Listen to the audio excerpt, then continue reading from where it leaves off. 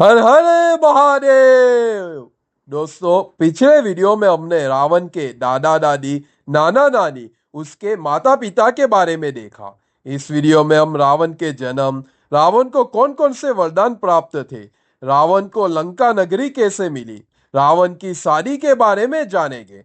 तो दोस्तों, चलते हैं अब हम रावण के जीवन के इस रहस्यमयी सफर की ओर। और आप सभी से रिक्वेस्ट है कि हमारे चैनल को सब्सक्राइब कीजिए ताकि हमें हेल्प मिल सके। दोस्तों, इंतजार की घड़ियां खत्म हुई, क्योंकि आज से हम बात करने जा रहे हैं एक ऐसे महान योद्धा की जिसकी बुद्धि का कोई जवाब नहीं था, जिसका शौर्य अद्वितीय था और जो महादेव का परम भक्त था, लेकिन साथ ही जिसके अंदर अहंकार भी इतना अधिक था कि उसने उसे दुराचार के रास्ते पर ले जा डाला। जी हाँ, मैं बात कर रहा हूं दशग्रीव रावण की। तो चलिए शुरू करते हैं रावण के जन्म की कहानी को। सुनिए, भगवान श्री विष्णु के भय के कारण सुमारी दीर्घ काल तक अपने पुत्र पौत्रों के साथ रसातल में छुपा रहा। इसी दौरान धनाक्ष कुबेर ने लंकापुरी को अपना निवास स्थान बना लिया। कुछ समय के पश्चात सुमारी रसातल से निकलकर विचरण करने के हेतु पृथ्वी पर आया। वह नीलवर्ण के मेघ के समान स्वर्ण कुंडल को धारण किए सुशोभित हो रहा था। उसकी पुत्री भी उसके साथ कमल रहित लक्ष्मी के समान सुशोभित हो रही थी। पृथ्वी पर विचरण करते हुए उसने कुबेर को अपने पुष्पक विमान में जाते हुए देखा। वह अग्नि के समान परम तेजस्वी थे और वायु मार्ग द्वारा देवताओं के समान अपने पिता पुलस्त्य नंदवत विश्वा से मिलने जा रहे थे। उन्हें जाता देखकर वह परम बुद्धिमान आश्चर्यचकित हो गया और पुनः पृथ्वी लोक से रसातल में चला गया। वहां पूछकर वो इस तरह सोचने लगा, क्या करने से हमारा भला हो सकता है, किस प्रकार हम उन्नति कर सकते हैं। इस बात पर विचार कर उसने अपनी पुत्री कैकसी यानी कि रावण के माता से कहा, हे पुत्री, तुम्हारे विवाह का उचित समय आ गया है। तुम्हारी युवावस्था का समय बीतता जा रहा है। तुम्हारे न कहने के कारण कोई भी वर तुम्हारा वरण नहीं कर पा रहा है। हम राक्षस धर्म बुद्धि रखने वाले हैं और तुम्हारे लिए योग्य वर की प्राप्ति हेतु चिंतित है। तुम सर्वगुण संपन्न साक्षात लक्ष्मी के समान हो। सम्मान वाले प्रत्येक व्यक्ति के लिए पुत्री का पिता होना दुख की बात है, क्योंकि उसको यह नहीं पता होता कि कौन सा तथा कैसा पुरुष उसकी पुत्री का वरण करेगा। अतः हे पुत्री, तुम प्रजापति के कुल में जन्म लेने वाले मुनि विश्वा के पास जाकर स्वयं उनका पति के रूप में वरण करो। इस प्रकार तुम्हारे गर्भ से भी वैसे ही पुत्र जन्म लेंगे जैसे सूर्य की तरह परम तेजस्वी कुबेर है। अपने पिता के वचनों को सुनकर एवं उनके गौरवों को ध्यान में रखकर वह कन्या उस स्थान पर जा पहुंची जहां मुनि श्रेष्ठ विश्वा तपस्या कर रहे थे। हे राम, उसी समय पुलस्त्य के पुत्र विश्वा अग्निहोत्र करके बैठ गए। वह चतुर्थ अग्नि के समान परम तेजस्वी प्रतीत हो रहे थे। पिता के गौरव को ध्यान में रखते हुए कैकसी ने उस दारुण वेला का भी कोई ध्यान नहीं दिया। वह कन्या विश्वा के समीप जाकर उनके चरण कमल पर अपनी दृष्टि लगाए और अंगूठे से भूमि पर बार बार रेखाएं खींचने लगी। पुनः चंद्र के समान मुख वाली सुंदर कति प्रदेश तथा अपने तेज से दीप्तिमान उस कन्या को देखकर परम तेजस्वी ऋषि ने कहा, हे भद्रे, तुम किसकी पुत्री हो, तुम कहां से आई हो और तुम्हारा यहाँ आने का उद्देश्य क्या है। मुनि के ये प्रश्न पूछने पर उस कन्या ने कहा, हे मुनिराज, आप अपने मनोबल के प्रभाव से मेरी इच्छा को जान सकते हैं। अतः हे ब्रह्मर्षि, आप यह अवश्य जान ले कि मैं अपने पिता की आज्ञा के कारण यहाँ पर आई हूँ तथा मेरा नाम कैकसी है। बाकी सब आप स्वयं ही जान लेंगे। यह सुनकर मुनि श्रेष्ठ कुछ समय तक ध्यानस्थ रहे। तदुपरांत बोले, हे बद्रे, तुम्हारी इच्छा मैंने जान ली है। मत वाले हाथी की चाल जैसी मंद गति वाली तुम मेरे द्वारा पुत्र पाने की इच्छा लेकर इस दारुण वेला में यहाँ पर आई हो। अतः हे बद्रे, सुनो, तुम ऐसे पुत्र को जन्म दोगी जो भयंकर राक्षसों से प्रेम करने वाला तथा भयंकर विशाल स्वरूप वाले होगे। हे सुसोनी, तुम पूर्ण कर्म असुरों को ही जन्म दोगी। मुनिवर के इस वचनों को सुनकर कैकसी ने उनके चरणों पर अपना मस्तक रखते हुए कहा, हे भगवान, आप जैसे परम तेजस्वी ब्रह्मवेता द्वारा मैं ऐसे दुराचारी पापी पुत्रों को पाने की इच्छा नहीं रखती। अतः आप मुझ पर कृपा करें। कन्या के यह वाक्य कहने पर मुनि विश्वा इस तरह बोले जैसे कोई चंद्रमा रोहिणी से कुछ कह रहा हो।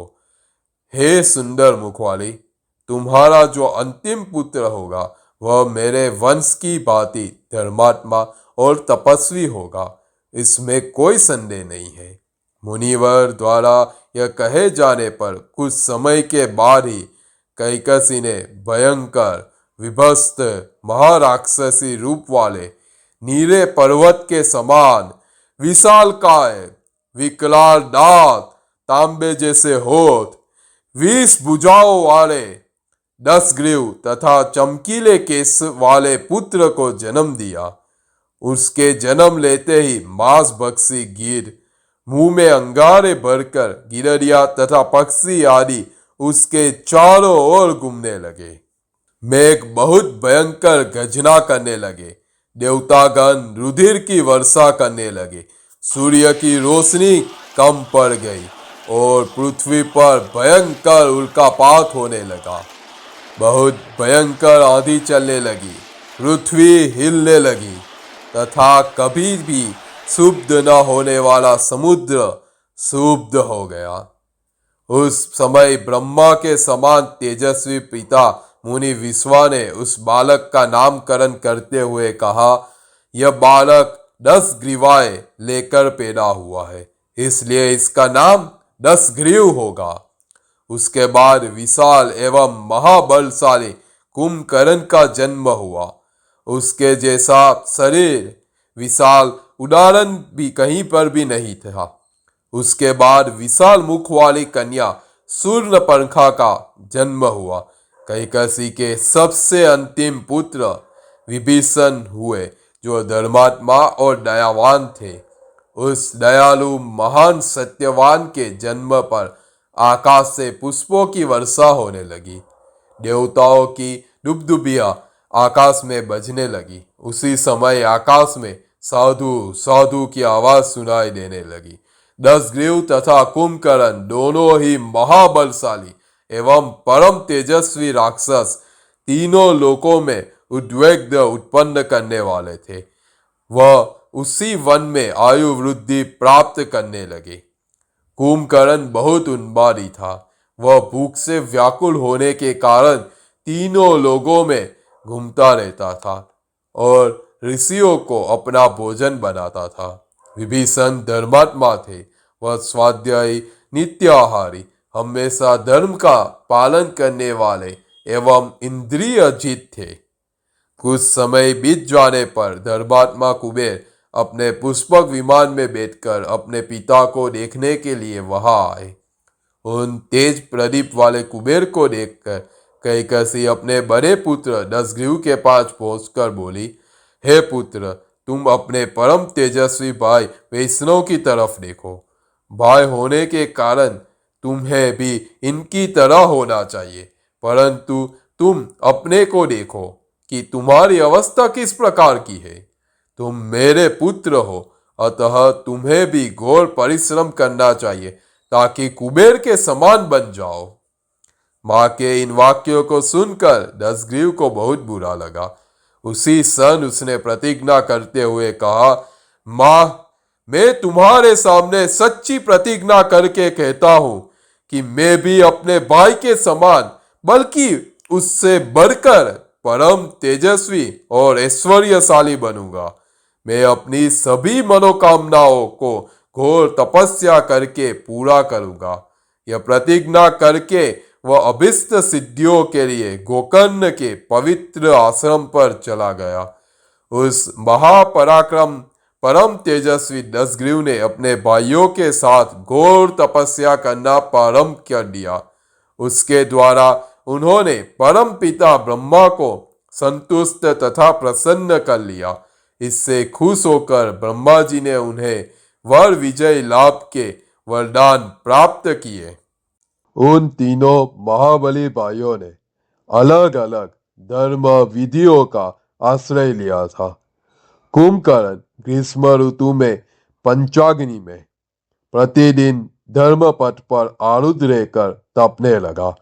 वह शीतकाल में पानी के भीतर बैठा रहता था। वर्षा ऋतु में विरासन में बैठा हुआ मेघों के पानी में भीगता रहता था।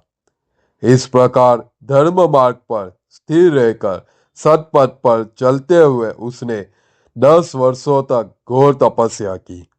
धर्मात्मा विभीषण ने पवित्र धर्मपरायण रहकर 5 वर्षों तक एक पांव पर खड़े रहकर तपस्या की। उनका नियम पूर्ण हो जाने पर आकाश से पुष्पों की वर्षा होने लगी। सभी देवतागण उनकी स्तुति करने लगे। इसके पश्चात उन्होंने अपनी दोनों बाहों और मुंह को ऊपर उठाकर स्वाध्याय एवं धैर्य पूर्वक 5 सहस्त्र वर्षों तक सूर्यदेव की आराधना की। इस प्रकार उन्होंने अपनी तपस्या के सहस्त्र 10 वर्ष स्वर्ग के नंदनवन में रहने के समान बिता दिए। रावण ने 10 सहस्त्र वर्षों तक निराहार रहते हुए कड़ी तपस्या की। रावण प्रत्येक वर्ष के पूरा हो जाने पर अपना एक मस्तक काटकर अग्नि को होम कर देता था। इस प्रकार एक एक करके 9,000 वर्ष बीत गए तथा रावण ने अपने 9 मस्तक अग्नि देवता को भेंट कर दिए। 10,000वें वर्ष के पूरा होने पर जब वह अपना 10वां मस्तक काटकर अग्नि को भेंट चढ़ाने लगा, तभी वहां पितामह ब्रह्मा जी अवतरित हुए। अन्य देवताओं सहित पितामह ने अत्यंत प्रसन्न होकर रावण से कहा, हे दसग्रीव, मैं तुम पर अत्यंत प्रसन्न हूं। तुम जो वर मांगना चाहते हो वह शीघ्र ही मांग लो। तुम बोलो कि मैं तुम्हारी किस इच्छा को पूरी करूं। तुम्हारी तपस्या व्यर्थ नहीं जाएगी। यह वचन सुनकर रावण की अंतरात्मा प्रसन्न हो गई। रावण ने अपने मस्तक झुकाकर पितामह को प्रणाम करते हुए कहा, हे पितामह, प्राणियों को मृत्यु के अलावा और कोई भय नहीं होता, अतः मैं अमर होने का वरदान पाना चाहता हूँ, क्योंकि मृत्यु की तरह कोई दूसरा भयानक शत्रु नहीं है।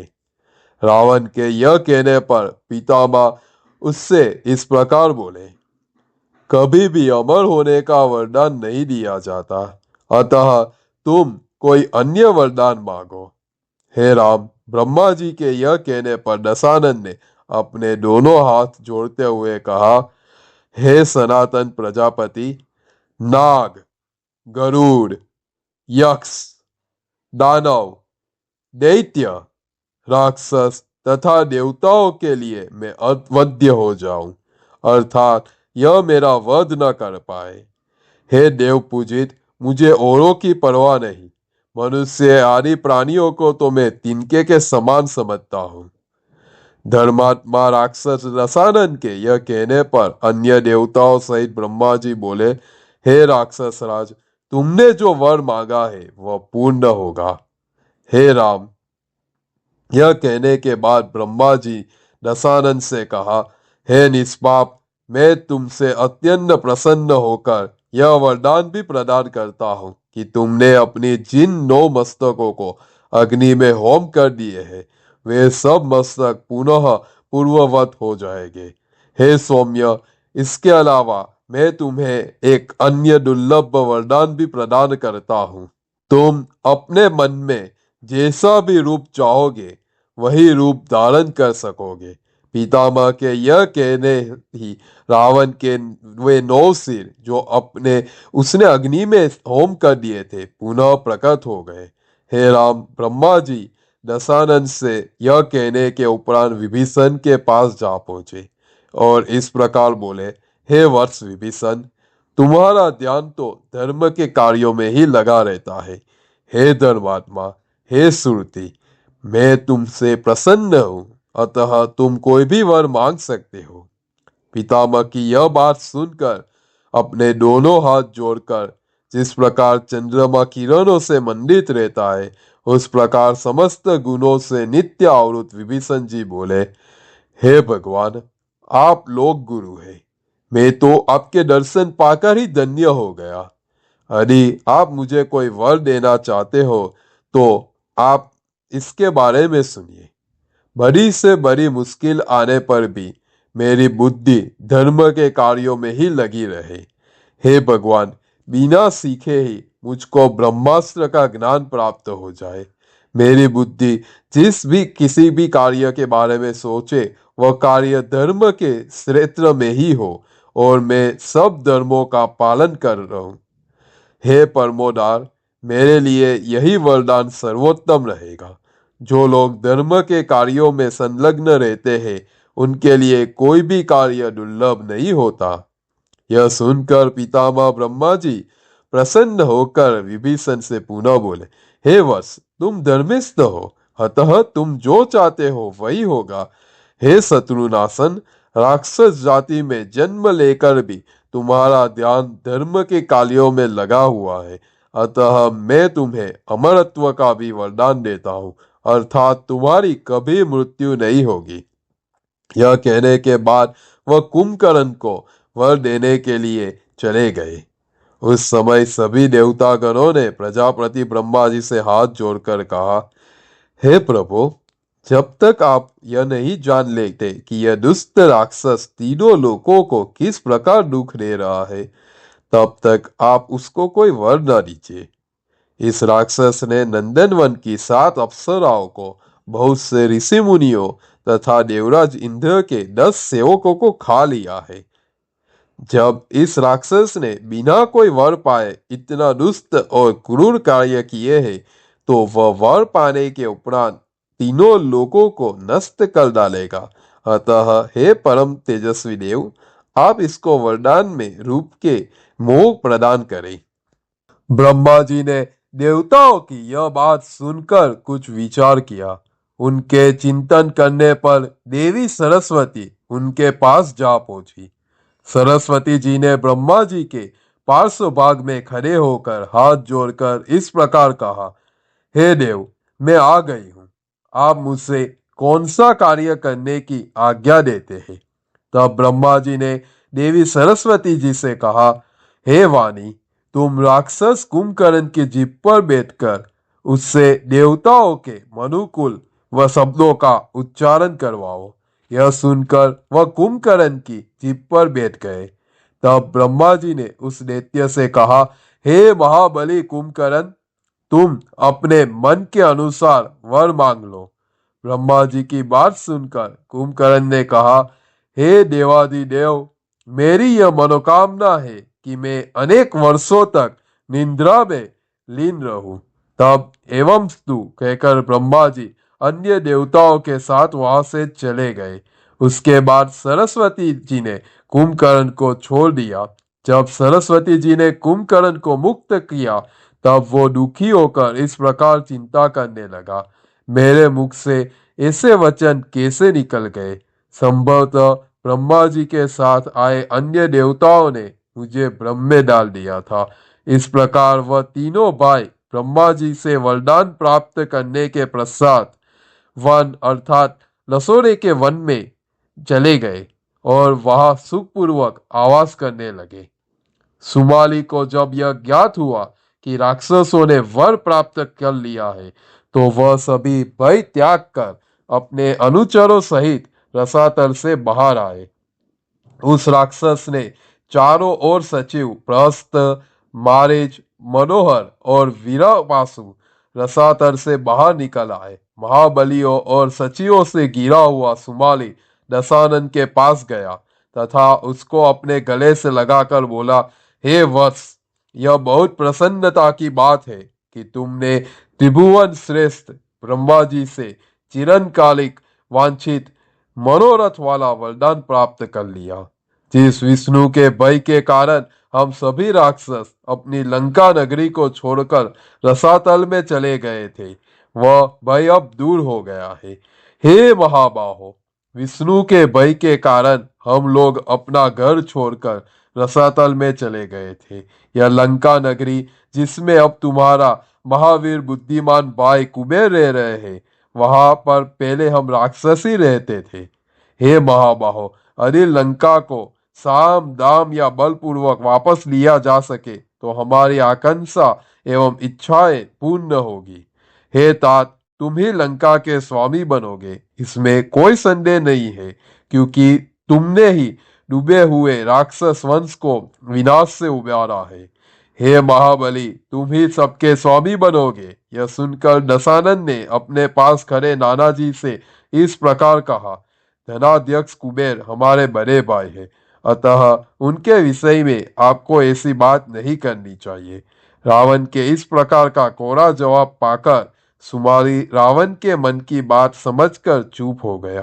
कुछ समय के पश्चात उसी स्थान पर रहते हुए दशानन ने सुमाली के मंत्री प्रहस्त से विनम्रता पूर्वक यह बात कही, हे महाबाहु दशग्रीव, आपने जो अपने नाना से कहा, आपको वैसा नहीं करना चाहिए था, क्योंकि महाबली पुरुषों में भातृत्व भाव का निर्वाह नहीं किया जाता। आप मेरी बात सुनिए। अदिति और दीति दोनों ही सगी बहनें हैं तथा वह दोनों सुंदरिया महर्षि कश्यप प्रजापति की पत्नियां हैं। अदिति ने तीनों लोगों के देवताओं को जन्म दिया और दीति ने दैत्यों को जन्म दिया है। इस प्रकार दैत्य और देवता दोनों ही महर्षि कश्यप के पुत्र हैं। हे धर्मज्ञ, समुद्र, पर्वत, वन से भरी हुई संपूर्ण धरती दैत्यों के ही अधिकार में थी, क्योंकि वह बहुत बलशाली थे। लेकिन शक्तिशाली विष्णु ने उन राक्षसों को युद्ध क्षेत्र में मारकर तीनों लोकों का राज्य देवताओं के अधिकार में दे दिया। इस प्रकार का विपरीत व्यवहार केवल आप ही नहीं करेंगे, देवताओं और दैत्यों ने ऐसे कार्य पहले भी किए हैं, अतः आपको मेरी सलाह मान लेनी चाहिए। दशानन की अंतरात्मा प्रहस्त के यह कहने पर प्रसन्न हो उठी। कुछ समय विचार करने के बाद उसने कहा, ऐसा ही होगा। इसके पश्चात दशग्रीव सभी राक्षसों के साथ प्रसन्नता पूर्वक उस वन में जा पहुंचा। रावण त्रिकुट पर्वत पर जाकर रुक गया। उसने प्रहस्त को अपना दूत बनाकर भेजने का दृढ़ निश्चय किया। उसने कहा, हे प्रहस्त, तुम वहां जाकर कुबेर से विनम्रता पूर्वक मेरा यह संदेश कहो कि हे राजन, यह लंका नगरी राक्षसों की है, अतः हे सौम्य, हे निष्पाप, आपका इस स्थान पर निवास करना उचित नहीं है। हे अतुल पराक्रमी, यदि आप सब यह स्थान हम लोगों को वापस कर दे तो हमें बड़ी प्रसन्नता होगी। आपका यह कार्य धर्म का पालन करना सिद्ध होगा। प्रहस्त नाम का वह राक्षस कुबेर की उस लंकापुरी में गया तथा उसने अत्यंत उदार वाणी से बोला, हे उत्तम वर्ती, हे महाबाली, हे समस्त क्षत्रियधारी में सर्वश्रेष्ठ, आपके भाई दशग्रीव ने मुझे आपके पास भेजा है। अतः हे संपूर्ण शास्त्रों के ज्ञाता, हे महाबाहो, दशानन ने जो कुछ कलवाया है उसे आप सुनने की कृपा करें। हे विशालाक्ष, यह लंकापुरी पूर्व काल में सुमारी तथा अन्य पराक्रमियों जैसे राक्षसों के अधिकार में थी। अतः हे विश्वात्मज, उस दशानन ने यह कहा है कि यह जिन लोगों का स्थान है उसे वापस लौटाने की कृपा करे। हमारी यह शांतिपूर्ण प्रार्थना है। प्रहस्त के मुख से यह बात सुनकर वाणी के मतलब को समझ लेने वाले वाक्शेष वैष्णव ने उत्तर दिया, हे राक्षस, जब यह लंका निशाचरों से विलीन थी उस समय पिताजी ने मुझे यह दी थी और मैंने मान दान आदि गुणों प्रयोजनों को उसमें बसाया है। तुम जाकर दशानन से कहना कि यह लंका नगरी और राज्य जो कुछ भी मेरा है वह सब तुम्हारा भी है। तुम इस राज्य तथा नगरी का बिना किसी हिचकिचाहट के प्रयोग कर सकते हो। हे भाई, यह मेरा राज्य तथा धन आपसे अलग नहीं है। यह कहने के बाद कुबेर अपने पिता के आश्रम की ओर चल दिए। पिता को प्रणाम करने के बाद उन्होंने रावण की इच्छा को अपने पिता से इस प्रकार कह डाला, हे तात, दशानन ने अपना दूत मेरे पास भेजा था और कहलवाया था कि पूर्व काल में राक्षसों का आवास रही लंका नगरी उनको लौटा दी जाए। हे सूरव्रत, आप मुझे यह बताइए कि अब मुझे क्या करना चाहिए। तब मुनि श्रेष्ठ विश्वा ने दोनों हाथ जोड़कर खड़े हुए कुबेर से कहा, हे पुत्र, मेरी बात सुनो। महाबलशाली दशानन ने मेरे पास आकर भी यह बात कही थी। इसके संबंध में मैंने उसको डांटा भी था तथा बार बार क्रोधपूर्वक यह भी कहा था कि उसके कारण तुम्हारा विनाश हो जाएगा। अतः हे पुत्र, अब तुम धर्म संपत्त तथा कल्याणप्रद मेरे कहे वचनों को सुनो। वह दुष्ट पापी वर पाने के बाद बुद्धि से भ्रष्ट हो गया है, अतः वह कुछ भी नहीं समझ पा रहा। मेरे श्राप के कारण उसकी प्रकृति बहुत क्रूर हो गई है। अतः हे महाबाहो, तुम अपने अन्य भाइयों के साथ लंका को छोड़कर कैलाश पर्वत के ऊपर रहने के लिए अन्य नगरी बसा लो। नदियों में श्रेष्ठ मानी जाने वाली मंदाकिनी नामक नदी वहां पर बहती है। वह स्थान सूर्य की तरह प्रकाशवान, स्वर्ण कमलों तथा कुमुद उत्पलों और अन्य सुगंधित पुष्पों से परिपूर्ण है। वहां अप्सरा, नाग, किन्नर, देवता तथा गंधर्व आदि विहारशील प्राणी प्रसन्न बने रहते हैं तथा नित्य विचरण करते हैं। हे धनर, उस महाबाली राक्षस से शत्रुता करने में तुम परिपूर्ण नहीं हो, क्योंकि तुम जानते हो कि उसे कैसा उत्कृष्ट वरदान प्राप्त है। यह सुनकर अपने पिता द्वारा कहे गए वचनों को सम्मान देते हुए कुबेर अपनी पत्नी, पुत्र, मंत्री, धन तथा वाहन आदि को लेकर अपने लंका निवास स्थान को छोड़कर चले गए। अपने मंत्रियों एवं अनुजों के साथ बैठे हुए दशानन ने बृहस्पति से जाकर कहा, धनाध्यक्ष कुबेर ने लंका छोड़ जाने का कारण वह नगरी सुनसान पड़ी है, अतः आपको हम लोगों को साथ लेकर वहां रहते हुए धर्म का पालन करना चाहिए। बृहस्पति के ये कहने पर रावण अपने भाइयों तथा अनुयायियों को साथ लेकर लंका नगरी जा पहुंचा। कुबेर द्वारा परियत उस नगरी में बड़े बड़े बाग भली भांति बनते हुए थे। जिस प्रकार देवराज इंद्र स्वर्ग की गद्दी पर विराजमान थे, उसी प्रकार उस राक्षस रावण ने भी लंकापुरी के सिंहासन पर अपना अधिकार जमा लिया। दोस्तों, हमने पिछले वीडियो में देखा था कि रावण ने लंकापुरी नगरी में बसना प्रारंभ कर दिया है और उसके पश्चात कुबेर ने अपने पिता की आज्ञा के अनुसार कैलाश पर्वत पर अलकापुरी नामक नगरी बसाई। राज्य अभिषेक के बाद राक्षस राज रावण अपने भाइयों के साथ लंकापुरी में रहने लगे। इसके बाद उसे अपनी बहन शूर्पणखा के विवाह की चिंता हुई। उसने अपनी बहन का विवाह कालका के पुत्र दानवेंद्र, जिसका नाम विद्युत जीवत्व था, उसके साथ कर दिया। विवाह हो जाने के बाद एक दिन रावण शिकार के लिए वन में गए। वहां पर उसने देखा दीति के पुत्र मई थे। मई के साथ एक सुंदर कन्या को देखकर रावण ने पूछा, आप कौन है जो इस मनुष्य तथा पशुहीन जंगल में रह रहे हैं? इस सुंदर कन्या के साथ आप इस वन में किस उद्देश्य के कारण रह रहे हैं? रावण के यह पूछे जाने पर मैंने कहा, मैं आपको अपना संपूर्ण वृतांत सुनाता हूँ। यदि आप सुना है तो आपको ज्ञात होगा कि स्वर्ग में हेमा नाम की एक अप्सरा है।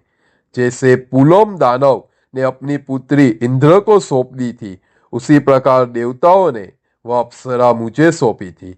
उसमें आसक्त होकर मैं उस अप्सरा के साथ एक सहस्त्र वर्ष रहा। 14 वर्ष हो गए वह देवताओं के कार्य हेतु स्वर्ग चली गई। मैंने उसके लिए एक संपूर्ण माया नगरी की स्थापना की है। वह नगरी मेरी माया से निर्मित मणियों तथा हीरों द्वारा विचित्र शोभा से परिपूर्ण थी। अब तक मैं अपनी पत्नी के वियोग में उस नगरी में रहा करता था। मैं उस नगरी को छोड़कर अपनी कन्या के साथ इस वन में चला आया हूँ। हे राजन, यह मेरी पुत्री है जो उसी की कोख से जन्मी है। मैं इसके लिए उपयुक्त पति की खोज कर रहा हूँ। सम्मान की दृष्टि से कन्या का पिता होना बड़े दुख की बात है।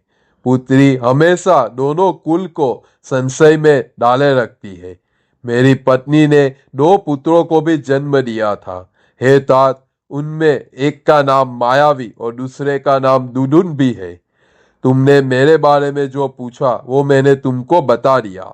हे तात, तुम कौन हो यह मुझे कैसे पता चलेगा? मई के यह कहने पर राक्षस राज रावण ने विनीत भाव से कहा, मैं पुलस्त्य ऋषि के पुत्र विश्वा का बेटा हूँ। मेरा नाम दशग्रीव है। मुनि श्रेष्ठ पितामह ब्रह्मा जी की तीसरी पीढ़ी में जन्मे है। रावण के यह बताने पर वह दानवमय महर्षि विश्वा के पुत्र से मिलकर अत्यंत प्रसन्न हुआ। उसने उसी समय रावण के साथ अपनी पुत्री का विवाह करने का निश्चय कर लिया और अपनी पुत्री रावण को सौंप दी। मैं मुस्कुराते हुए रावण से बोला, हे राजन, यह मेरी पुत्री है जिसको अप्सरा हेमा ने अपने गर्भ में रखा था। आप मंदोदरी नामक इस कन्या को अपनी पत्नी के रूप में ग्रहण करें। रावण ने मई की यह प्रार्थना स्वीकार कर ली। वहीं पर अग्नि प्रज्वलित करके मंदोदरी का विवाह किया गया। मई दानव उस श्राप से परिचित था जो विश्वा ने रावण को दिया था। फिर भी उसने अपनी कन्या रावण को ब्रह्मा के कुल में उत्पन्न हुआ जानकर दे दी। साथ में उसने अपनी तपस्या द्वारा प्राप्त एक भयंकर शक्ति भी प्रदान की, जिससे बाद में उसने लक्ष्मण पर चलाया था। इस प्रकार अपनी पत्नी को प्राप्त कर लंकेश्वर अपनी नगरी में लौट आया और साथ में वह अपने भाइयों के लिए भी 2 स्त्रियों का अपहरण कर लाया। वेरोचन नामक दैत्य की वज्र ज्वाला नाम की दोहित्री थी। रावण ने उसे कुंभकर्ण की पत्नी बनाया और गंधर्व राज महात्मा सेलुस की कन्या शर्मा, जो धर्म को जानने वाली थी, को विभीषण की पत्नी बनाया। वह कन्या मानसरोवर के तट पर उत्पन्न हुई थी। वर्षा ऋतु के कारण उसके जन्म के समय मानसरोवर में जल का स्तर बढ़ने लगा था। उसकी माता ने उस समय अपनी पुत्री को रोता हुआ देखकर मानसरोवर से यह कहना चाहा, सरोमा वद्य से, अर्थात हे सरोवर, तुम अपने जल का स्तर मत बढ़ाओ। लेकिन वह जल्दी में शर्मा कह गई, इसलिए उसका नाम शर्मा पड़ गया। वे तीनों भाई अपनी पत्नियों के साथ कुशलता पूर्वक रहने लगे। जैसे गंधर्व नंदन वन में विहार करते हैं, उसी तरह वह तीनों भाई भी लंका नगरी में अपनी पत्नियों के साथ विहार करने लगे। इसके पश्चात मंदोदरी ने पुत्र मेघनाथ को जन्म दिया, जिसको हम सब इंद्रजीत के नाम से भी जानते हैं। रावण के उस पुत्र का जन्म लेने के साथ ही बादलों के समान भयंकर शब्द किया था। उस आवाज को सुनकर संपूर्ण लंकापुरी स्तब्ध हो गई। तब उसके पिता रावण ने स्वयं ही उसका नाम मेघनाथ रख दिया।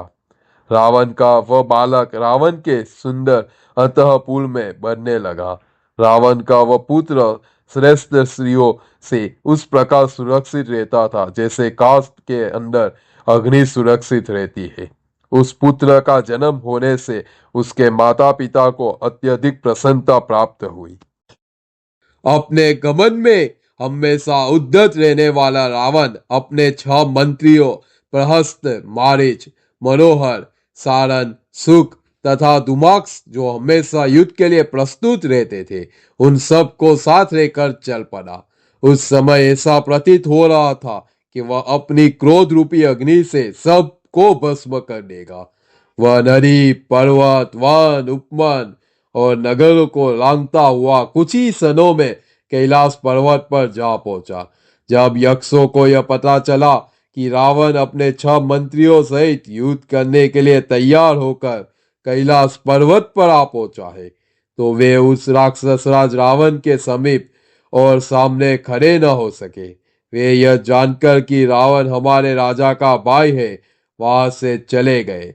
जहां राजा कुबेर विराजमान थे, वहां पूछकर वे उनको रावण का वृतांत सुनाने लगे।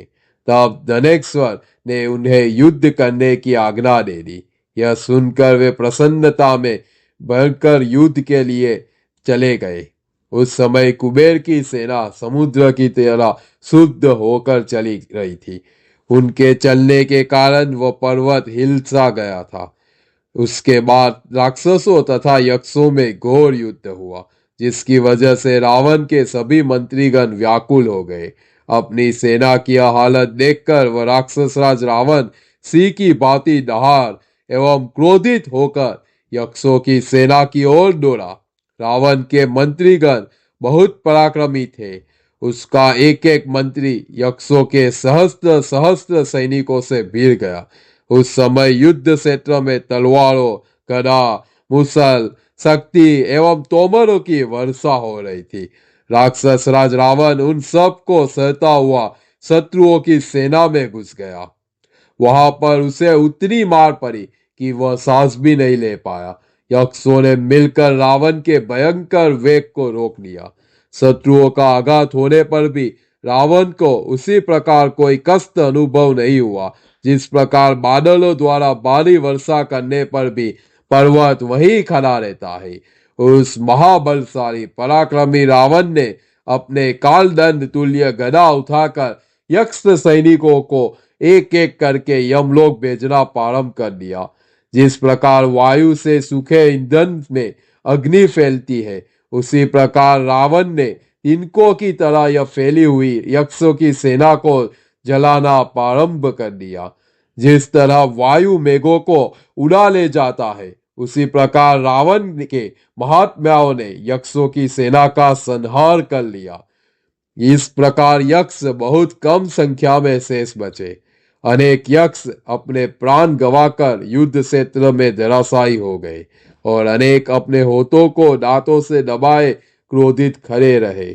कुछ सैनिकों के शस्त्र टूट गए और वे थक कर एक दूसरे से लिपट कर रह गए। उसके बाद युद्ध क्षेत्र में उसी प्रकार गिर पड़े, जिस तरह जल के बहाव में कारण किनारे ध्वस्त हो जाते हैं। मृत्यु पाने के बाद स्वर्ग को जाते हुए, युद्ध करते हुए और युद्ध क्षेत्र से दौड़ते हुए राक्षसों को देखने के लिए आकाश में ऋषियों का समूह इस प्रकार छा गए कि वहां खड़े होने के लिए भी जगह तक नहीं थी। महाबली यक्ष राज कुबेर ने यक्षों को युद्ध क्षेत्र से भागता देखकर अत्यधिक महाबली यक्षों को युद्ध क्षेत्र में लड़ने के लिए भेजा। उसी समय कुबेर द्वारा भेजा गया संयोग कंटक नामक महाबली एवं पराक्रमी यक्ष युद्ध क्षेत्र में जा पहुंचा। उसके साथ बहुत से सैनिक तथा वाहन भी थे। उसके युद्ध क्षेत्र में आते ही विष्णु की तरह मारीच पर चक्र से प्रहार किया। उसके आघात के कारण वह राक्षस पर्वत से उसी प्रकार गिरा जिस प्रकार एक छिन्न ग्रह पृथ्वी पर गिर जाता है। 2 घड़ी विश्राम करने के बाद वह राक्षस पुनः जोश में आकर युद्ध क्षेत्र में आ गया, जिसे देख वह यक्ष भाग खड़ा हुआ। रावण ने उस कुबेरपुरी में, जिसके दरवाजे में नीलम और चांदी जड़े हुए थे तथा जहां द्वारपालों का पहरा था, प्रवेश किया। हे राजन, जब यह राक्षस राज दशग्रीव उस दरवाजे के भीतर प्रवेश करने लगा, तब उसे सूर्य भानु नामक द्वारपाल ने रोका, लेकिन जब वह राक्षस रोकने पर भी नहीं रुका तो उस द्वारपाल यज्ञ ने एक खंभे को उखाड़कर रावण के ऊपर दे मारा। उस कारण उसके शरीर से रक्त इस प्रकार बहने लगा जिस प्रकार किसी पर्वत से घेरू मिलने जड़ का झरना बह रहा हो। पर्वत के सपाट उस खंभे के प्रहार से भी उस राक्षस रावण को कुछ नहीं हुआ। यह सब ब्रह्मा जी के वरदान का ही परिणाम था। इसके पश्चात रावण ने उसी खंभे से उस द्वारपाल यक्ष को मारा, जिसके कारण उसका शरीर चूर चूर हो गया और उसका चेहरा तक दिखाई नहीं दिया। रावण के इस परम पराक्रम को देखकर यक्षगण भाग गए। कुछ यक्ष भय के कारण नदी में कूदे तथा कुछ पर्वतों की गुफा में जा छिपे। सभी ने अपने अस्त्र शस्त्र त्याग कर दिए। उनके मुख की क्रांति फीकी पड़ गई तथा उनका शरीर शिथिल एवं कमजोर हो गया। कुबेर ने जब यह देखा कि सहस्त्र यक्ष भयभीत होकर भाग रहे हैं, तो उन्होंने मणिभद्र नामक यक्ष से कहा, हे यक्षराज, पापी और दुर्वृत्त रावण को मारकर तुम वीर श्रेष्ठ यक्षों की रक्षा करो। धना यक्ष के यह कहने पर दुर्जय मणिभद्र 4 सहस्त्र यक्षों की सेना लेकर युद्ध क्षेत्र में जा पहुंचा। वे सभी यक्ष क्षेत्र गदा, पास, मुसल, शक्ति, तोमर और मुदगरों का प्रहार करते हुए राक्षसों की सेना पर टूट पड़े। वे गंभीर युद्ध करते हुए बाज की तरह युद्ध क्षेत्र में चारों ओर मंडराने लगे। उनमें से कोई कहता था कि मैं पीछे हटूंगा नहीं, मैं युद्ध करना चाहता हूं, तथा कोई कहता था अपने हथियार मुझे दे दो। ऐसे भयंकर युद्ध को देखकर ब्रह्मा जी, देवतागण, ऋषिगण तथा गंधर्व आदि भी अत्यंत आश्चर्यचकित रह गए। प्रहस्त नाम के राक्षस ने 1000 यक्षों को मार डाला। मनोहर राक्षस ने 1000 यक्ष श्रेष्ठों को यमलोक पहुंचा दिया। हे राजन, मारीच नामक राक्षस ने पलक झपकते ही 2 सहस्त्र श्रेष्ठ यक्ष योद्धाओं को मार डाला। कहा तो यक्षों का सामान्य युद्ध और कहा वह राक्षसों का माया युद्ध। अतः वे राक्षस अपनी माया शक्ति के कारण यक्ष योद्धाओं से अधिक शक्तिशाली सिद्ध हुए। इस भयंकर युद्ध में दुर्मार्ग राक्षस ने क्रोध में आकर मणिभद्र की छाती पर मुसल से गहरा प्रहार किया, लेकिन वह उससे तनिक विचलित नहीं हुए। इसके बाद मणिभद्र ने अपनी गदा उठाकर घुमाते हुए दुमाक्स के मस्तक पर दे मारी, जिसके प्रहार से वह व्याकुल होकर पृथ्वी पर गिर पड़ा। दुमाक्स को गदा का प्रहार खाकर पृथ्वी पर खून से लथपथ गिरा देखकर वह 10 ग्रीव रावण क्रोधित हो उठा। उसने मणिभद्र पर धावा बोल दिया। रावण को क्रोध से आग बबूला देखकर मणिभद्र ने रावण के ऊपर 3 घोर शक्तियों का गहरा आघात किया। उस प्रकार की चोट खाकर रावण ने युद्ध क्षेत्र में मणिभद्र के मुकुट पर गहरा प्रहार किया, जिसके कारण उसका मुकुट खिसक कर एक तरफ हो गया। तभी से वह यक्ष मणिभद्र पार्श्वमौली के नाम से सुप्रसिद्ध हुए। कुछ समय के पश्चात वह महात्मा मणिभद्र भी युद्ध क्षेत्र से भाग खड़े हुए। उस समय उस पर्वत पर राक्षसों की गर्जना चारों तरफ फैल गई। उसी क्षण गदाधारी कुबेर दूर से आते हुए दिखाई दिए। उनके साथ सोसप्रद, शुक्र और शंख नाम के योद्धा तथा मंत्री थे। ऋषि मुनि के श्राप के कारण शिष्टाचार रहित भाई रावण को देखकर कुबेर ने अपने पिता के गौरव के अनुरूप रावण से इस प्रकार के शब्द कहे, हे दुर्बुद्धि, मेरे बार बार मना किए जाने पर भी तुम नहीं मान रहे हो। जब आगे चलकर तुम इन दुष्ट कर्मों के कारण नरक में जाओगे, उस समय तुम्हें मेरी बात समझ में आएगी। जो दुष्ट बुद्धि वाला मोहवश विष पीकर भी उसे नहीं समझता, लेकिन उसका परिणाम सामने वाला पर अपने कर्म फल जान जाता है। तुम भले ही समझते हो कि तुम धर्म का पालन कर रहे हो, लेकिन तुम्हारे इन कर्मों से देवतागण प्रसन्न नहीं है। यह बात तुम्हारी समझ में नहीं आ रही है। जो व्यक्ति देवता, अपने माता पिता, आचार्य, ब्राह्मण आदि का अनादर करता है, वह यमराज को वशीभूत होकर भी फल भी भोगता है।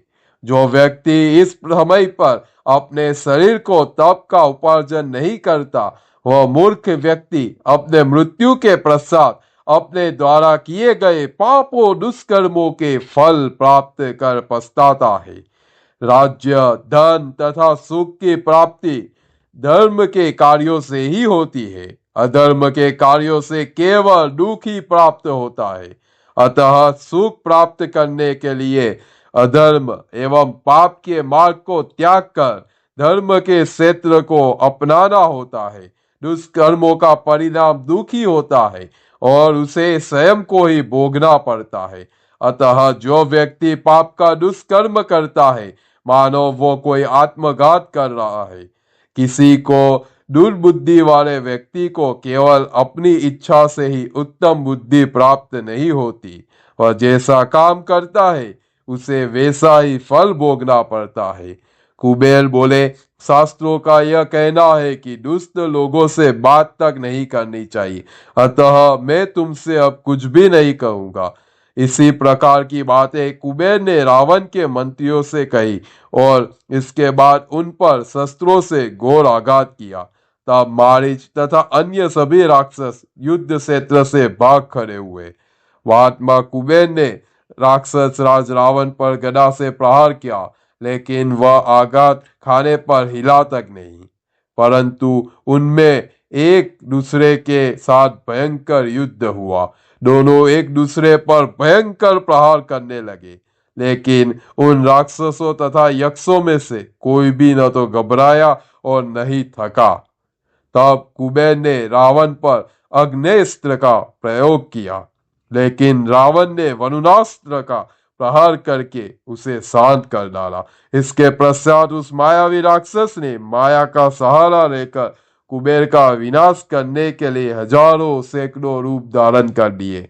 वह दशानन मेघ, पर्वत, वरा, व्याघ्र, वृक्ष, सागर, यक्ष एवं दैत्य इन सभी रूपों में दिखाई देने लगा।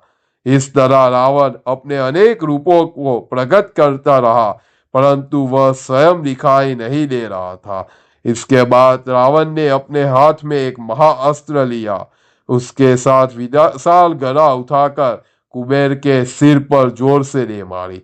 इस प्रकार उस गदा के प्रहार के कारण कुबेर सोनित से नहीं उठे। वे धना यक्ष कुबेर जड़ से कटे हुए पेड़ की तरह धरती पर जा गिरे।